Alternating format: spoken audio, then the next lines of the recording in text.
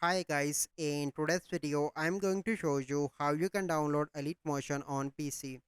The first step, you need to download the BlueStack launcher on your PC.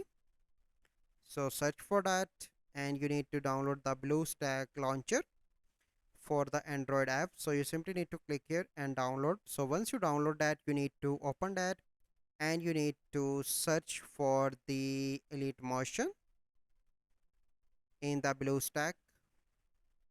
And once you search, you can find this app that is, and this app is like that, and you can easily enjoy this app in BlueStack once you have BlueStack in your PC.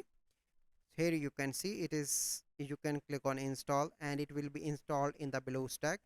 After that you can easily enjoy that onto your BlueStack. So this is a process how you can download Elite Motion on PC. So I hope you find this video helpful. If you find this video helpful, must like this video, subscribe to our YouTube channel for future videos. We'll see you in the next video. Thank you. Have a good day.